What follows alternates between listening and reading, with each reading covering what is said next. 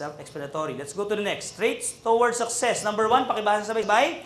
Never negative. Always have a positive outlook in life. Number 2, teachability. Always have the attitude of learning. Okay?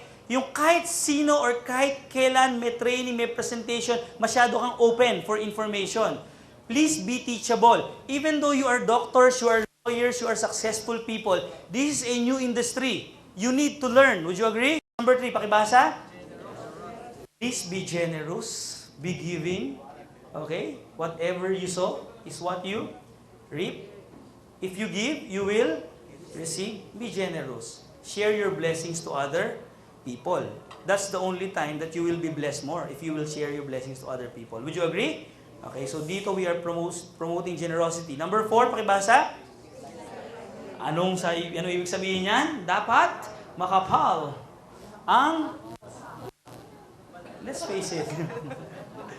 Kasi minsan daw habang kumakapal yung bulsa mo, kumakapal din yung inyong mukha. Let's face it mga kapatid. Sino sa inyo mahihain? Taas ang mga kamay. Okay? Hindi pa nga kayo mahihain eh. Nagtaas kayo ng kamay eh. Diba? Whenever may nakakita ako mga taong mahihain, ito sinasabi ko sa kanila, alam mo kahit paminsan-minsan naman sabi ko niyan, pakakainin ka ba ng pagiging mahihain mo? Hindi, di ba? Kung naging mahihain ka, ano mangyayari sa'yo? Lagi ka nakaganyan, lagi ka nakayuko, di ba? Hindi ka pakakainin yan. My point is, okay, at a point in time naman, dapat lumaban ka. Maging makapal ka ng konti. Okay lang naman maging makapal, as long as tama yung pamamaraan. Okay? Number 5, pakibasa. Sometimes, you know what? You should be excited and be enthusiastic. Remember this, people will buy you before they buy your opportunity. Alam niyo, minsan pag nagpe-present ka, minsan wala namang kwenta yung pine-present mo eh. Ang iniintindi ng tao, sino ba yung nagpe-present sa akin? Di ba? Pag binili ka na niyang taong yan, yung negosyo mo kasabay na. Be excited and enthusiastic. Next, pakibasa yung sunod. Drive towards your vision. As I've mentioned to you a while ago, you should set your vision and focus on it. Whatever happens, focus on your vision. Kung nag-fail ka, so what? Focus on your vision. Next, pakibasa. Be diligent. Be consistent and steady in application. Alam nyo, let's face it, before, talagang ako hanggang ngayon, talagang excited ako mag-gym. Gagawin ko rin yan.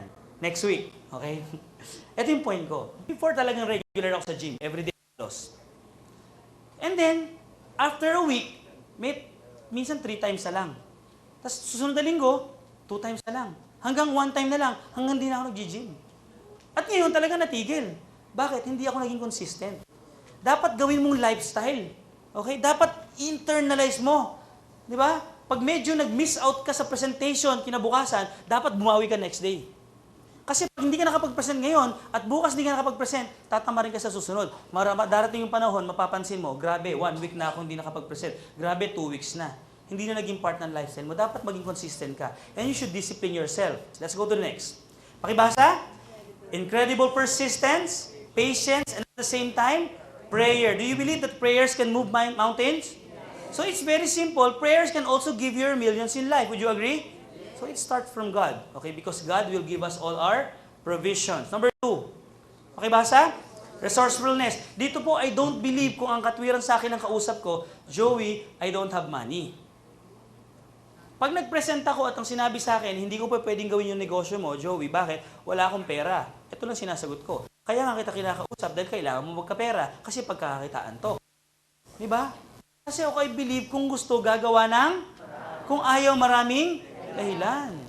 Time. Some people will tell you, I don't have time, I'm busy. Sabi ko, it's not a matter of time eh. It's a matter of priority. The reason why you're not doing that, because that's not your priority. Kasi kung priority mo yan, gagawin mo yan. Tama ba? Ganun naman yun eh. Alam mo, minsan yung issue na, wala akong oras. Hindi totoo yun. Hindi lang yun ang priority niya. Diba? Pakita mo sa kanila na ito ang dapat mo i-prioridad. Bakit? Kasi itong magbibigay sa'yo ng future mo. Maliwanag? So be resourceful in terms of time, capital, training, and help. Next. Part 2, follow up. You should always call your new partners at least 2 or 3 times a week. Bakit mo sila tatawagan? Again, para kamustahin, para alamin kung ano yung mga na-encounter nila, para tulungan sila. At hindi ka nagpa-follow up para itanong kung meron na siyang na-register. Maliwanag? Okay, you are following up following him up just to help them and give them new ideas. Okay? Remember, yung mga natututunan yung mga informations, yung mga nakukuha yung informations, kailangan i-share nyo sa kanila regularly. Always be excited in sharing new ideas, especially to your new partners, because the more information, the more commission. Ask if they need help or assistance. Set an appointment for teaching or inviting. Goal set. Work with them on their goals. Tip. You should become a follow-up expert. Remember, this is the power of this business. Follow-up. If you won't do follow-up, chances are, wala ka makukuha mga partners. Nag-present, hindi nag-follow up, paano magre-register yon? Nag-register, hindi nag-follow up, paano magiging active yon? Be a follow-up expert. Focus on your vision. Write down your goals. Write down your visions in life and focus on it. In this business, it is most important to have a proper, number 1, vision. Number 2, dream. Number 3, goals. And number 4, action plan. Remember this, okay? There are 2 components in this. Vision, dream, and goals, that's 50%. And the other 50% is action. Sometimes people, kumpleto sa vision, kumpleto sa pangarap, kumpleto sa paniniwala, kulang sa? Oo, ang lakas mangarap ng mga Pilipino. Honestly, may pangarap kayo? Wala kaya yatang makakausap na Pilipinong walang pangarap eh. Halos lahat may pangarap. Pero marami bang nakakuha ng pangarap? Konti lang. Bakit? Kasi hindi nila ginagawa yung aksyon. Pangarap lang tayo ng pangarap. Di ba?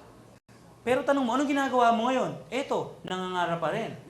Ask yourself a question. Meron ka na bang stepping stones ngayon towards your dreams in life? Kasi kung wala, yung pangarap mong yan, illusion lang yan. Maliwanag?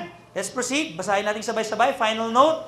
The only time you will be successful in this business is when you make a conscious decision and develop an overriding desire to do whatever it takes to become successful. It is essential that you build your business step by step. You will spare yourself a lot of errors in this business by listening to your upline and following the systems outlined in Formula 1 and Formula 2 of our training manual. Develop your own vision, determine your goals, work out your action plan, acquire the right habits. Never ever let anyone steal your dreams. Ladies and gentlemen, you can all do this business. Thank you very much for your time. Okay? Should you have any questions, please go to the person who invited you.